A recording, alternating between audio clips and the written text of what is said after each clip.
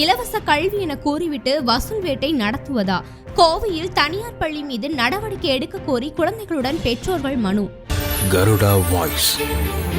கோவை செட்டிப்பாளையம் பெரியார் நகர் பகுதியில் global pathways matriculation பள்ளி கடந்த 15 ஆண்டுகளாக இயங்கி வருகிறது. வில்லேஜ் கம்யூனிட்டி ஃபவுண்டேஷன் இப்பள்ளிகளுக்கான நிதி உதவியை அளித்து வருகிறது.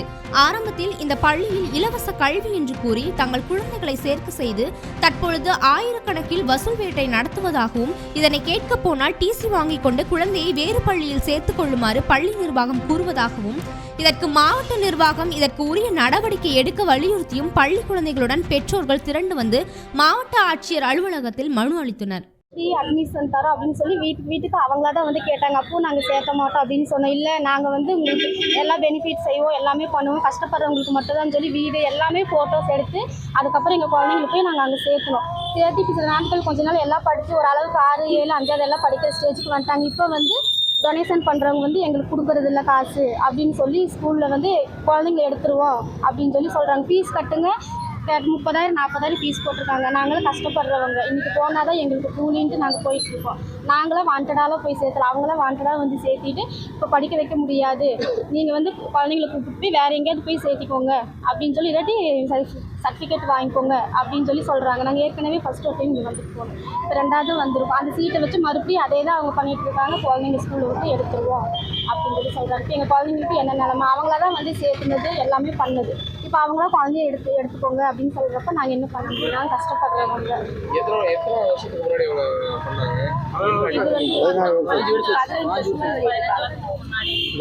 என் பேர் காயத்ரி. இது குறித்து அவர்கள் அளித்துள்ள மனுவில், ஆரம்பத்தில் பள்ளியில் இலவச கல்வி தருவதாக கூறி உறுதியளித்ததன் அடிப்படையில் தங்கள் குழந்தைகளை அப்பள்ளிகளில் சேர்த்ததாகவும், அப்பொழுது 100 ரூபாய் மட்டுமே கட்டணமாக பெறப்பட்ட நிலையில் பின்பு 300, 600, 900 என 1800 ரூபாய் வரை கட்டணம் வசூலித்ததாகவும், 2023 முதல் 2024 ஆண்டு கல்வி ஆண்டில் 25,000 ரூபாய் வரை கட்டணம் வசூலிக்கப்பட்டதாக குறிப்பிட்டுள்ளனர். வீடு வீடாக வந்தாங்கண்ணா. ஃபஸ்ட்டு வந்து ஒரு சின்ன சூழலாக தான் ஆரம்பித்தாங்க. சின்ன சூழலாக தான் ஆரம்பிக்கும் போதே அவங்க வந்து யாருமே நிறைய பேர் போகலைங்க. நாங்கள் ஒரு கொஞ்சம் குழந்தைங்க போக தான் அப்படியே. ஆனால் ஆரம்பிக்கும் போது எல்லாமே ஃப்ரீ பேரண்ட்ஸாங்க, இப்படி காசெல்லாம் எதுவுமே வாங்கலைங்க. இப்போ 14 வருஷம் அப்படி தான் போயிட்டு இருந்தீங்க. 100 ரூபா மட்டும் ஏற்றுனாங்க. சரி, அங்கே எங்களுக்கு ஒன்றும் பெருசாக தெரியலைங்க. இப்போ டக்குன்னு 1 ரூபா 2 ரூபா இல்லைங்க, 46,000 என் குழந்தைக்கு கிடச்சிடுறோம். என் குழந்தை 7வது படிக்குதுங்க. என் குழந்தைக்கு 40,000 ரூபா கிடச்சிடுறாங்க. என்னால் முடியாது. என் குழந்தை 3 குழந்தை படிக்குதுங்க. அந்த 3 குழந்தைக்கு என்னால் கட்ட முடியுங்களா? நான் வந்து கூலி வேலைக்கு தான் போகிறேங்க. திடீர்னு வந்து இப்போ கட்டி தான் ஆகணும், என்ன படி வேணாடி போயிருக்கோம். அப்புறம் போன வாட்டி கலெக்டர்கிட்ட வந்தாங்கன்னா, வந்ததுக்கு அவங்க என்னன்னாங்க, இதெல்லாம் கேட்கக்கூடாதுன்னு அங்கேயே ஒரு போராட்டம் பண்ணி இங்கே ஸ்டாப் பண்ணோம். திருப்பி இவங்க என்னங்கன்னா, நாளைக்கு வெள்ளிக்கிழமை வந்து கொடுக்கலீங்கன்னா நாங்கள் பரிசுமெண்ட் கண்டிப்பாக போடுவோன்னு மாதிரி சொல்கிறாங்க. குழந்தைங்களாம் பயந்துட்டு போக மாட்டேங்கிறாங்க. ஏன்னா கையெழுத்து போட்டு கூட இல்லைன்னா சோழ விட்டு தூக்குன்னு குழந்தைங்க அழுகிறாங்க. குழந்தைங்க வந்து மனநிலையெல்லாம் மாறிடுச்சுங்க.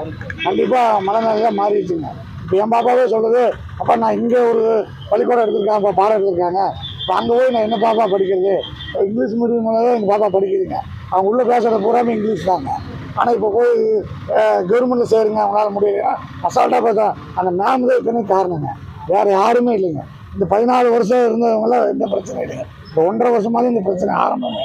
போன வருஷம் கொஞ்சம் ஃபீஸ் ஆச்சுனாங்க, 100 ரூபா கட்டிருந்து 200 ரூபா பண்ணாங்க. அது ஓகேங்க, அது கூட கொடுக்குறதா சரி, ஓகே, நம்ம குழந்தைக்காக கொடுக்கணும். இப்போ யாருக்கிட்டையுமே அலோஸ் பண்ணவே இல்லைங்க. அதுதான் என்னோட வருத்தமேங்க. யாரையும் கூப்பிட்டு இந்த மாதிரி ஃபீஸ் ஆட்டு போகிறது இல்லை. அவங்களாம் குழந்தைகள ஒரு நோட்டீஸ் கொடுங்க, அது ஒரு சின்ன நோட்டீஸ் கொடுத்துட்டு இந்த மாதிரி ஃபீஸ் ஏற்றியாச்சு இஷ்டம் தான் கையெழுத்து போட்டு கொடுங்க. ஆனால் கையெழுத்து போட்டு கொடுக்கணும்னு ஃப்ரீன்னு சொன்னாங்க. இப்போ நெட்டில் கூட அதான் இருக்குதுங்கண்ணா.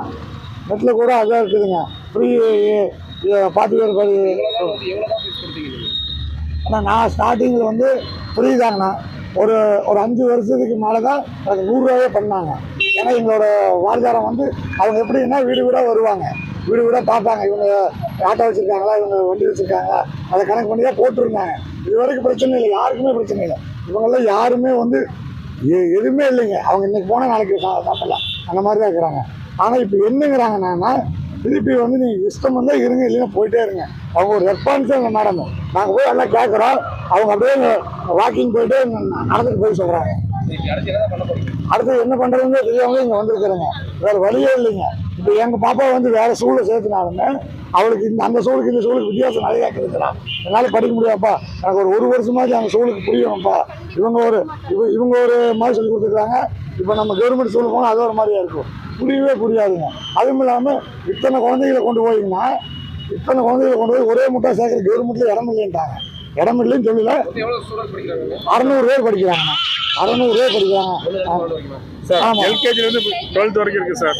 இவங்க வந்து ஃபர்ஸ்ட் ஆரம்பிக்கும் போது ஃப்ரீ எஜுகேஷன் சொல்லி தான் ஆரம்பிச்சு. மேலும் 2024-2025 கல்வியாண்டில் வெளிநாட்டில் இருந்து நிதி வரவில்லை என கூறி குறைந்தபட்சம் 30,000 ரூபாயிலிருந்து அதிகபட்சம் 50,000 ரூபாய் வரை கல்வி கட்டணம் கேட்பதாகவும் கட்டணத்தை செலுத்த இயலாவிட்டால் பள்ளியில் இருந்து டிசியை பெற்றுக்கொண்டு செல்லுமாறு கூறுவதாக தெரிவித்துள்ளனர். மேலும் இந்த பள்ளி FCRA வெளிநாட்டு நிதி ஒழுங்குமுறை சட்டத்தில் பதிவு செய்யப்பட்டுள்ளது என மனுவில் குறிப்பிட்ட பெற்றோர்கள் இந்த பள்ளியின் கட்டண பில்லில் பள்ளி கட்டணம் 100 ரூபாய் என்று இருக்கும் நிலையில் அரசு நிர்ணயித்த கட்டணத்தை விட அதிகப்படியான கட்டணம் வசூல் செய்வதாக குறிப்பிட்டுள்ளனர்.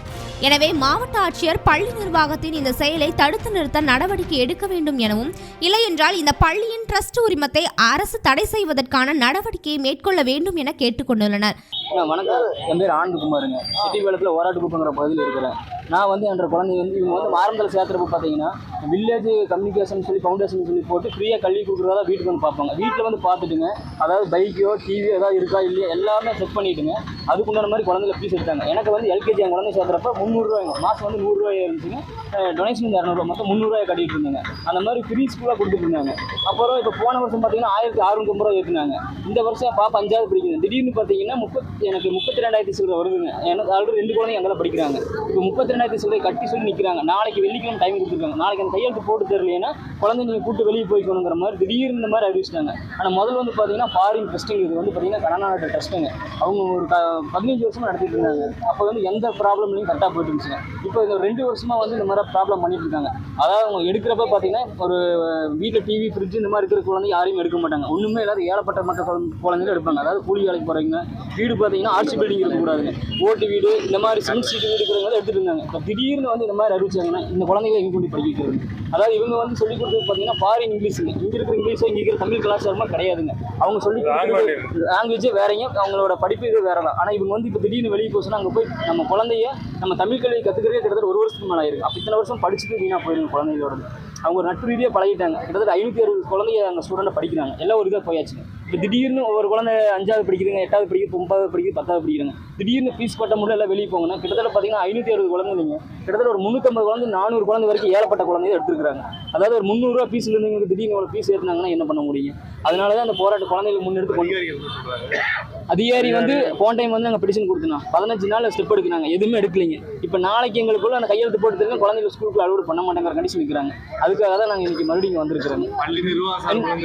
பள்ளி நிர்வாகம் வந்து கட்டாயப்படுத்துறாங்க குழந்தைகளை.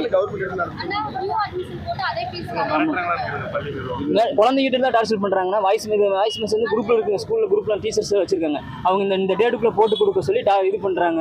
குழந்தைகிட்ட கட்டாயமா வாங்கிட்டு வாங்க, இல்லைன்னா நீங்க வெளியே போய்க்குங்க, அதாவது வேற ஸ்கூலுக்கு சேர்ந்துக்கோங்க அப்படின்னா இது பண்றாங்க. ஜூன் மாசத்து வரைக்கும் இது வரைக்கும் முடிச்சிருவோம், அடுத்த வருஷம் வேற மாதிரி பண்ணுங்க அப்படிங்கிறாங்க. அது எங்களுக்கு வந்து அடுத்து என்ன பண்ணலான்ட்டு இங்க அதாவது கலெக்டர் சாரை பார்த்து ஒரு பெட்டிஷன் கொடுத்து அடுத்து அதாவது நாங்கள் கலெக்டர் அவங்க பார்த்து தமிழக முதல்வர் அவர் பார்த்து எங்கள் குழந்தைகளுக்கு ஏதாவது கல்விக்கு ஒரு நல்ல ஒரு ஆதாரம் கொடுப்பாங்க ஒரு நம்பிக்கையில் இங்கே வந்திருக்குங்க ஒரு போராட்டத்துக்கு. என் பேர் ஆனந்துங்க. இதற்கான தீர்வு எட்டப்படாத பட்சத்தில் நீதிமன்றத்தை நாட இருப்பதாகவும் மனுவில் குறிப்பிட்டுள்ளனர். மேலும் பள்ளியின் முதல்வர் சொர்ணலதாவை மாற்றம் செய்ய வேண்டும் எனவும் கேட்டுக்கொண்டுள்ளனர். மனு அளிக்க வந்த பெற்றோர்கள் குழந்தைகளுடன் மாவட்ட ஆட்சியர் அலுவலக நுழைவாயில் முன்பு ஓரமாக சாலையில் அமர்ந்து கொண்டதால் சிறிது நேரம் பரபரப்பான சூழ்நிலை நிலவியது. பின்னர் காவல்துறையினர் பேச்சுவார்த்தை நடத்தியதை தொடர்ந்து அவர்கள் கலைந்து சென்றனர்.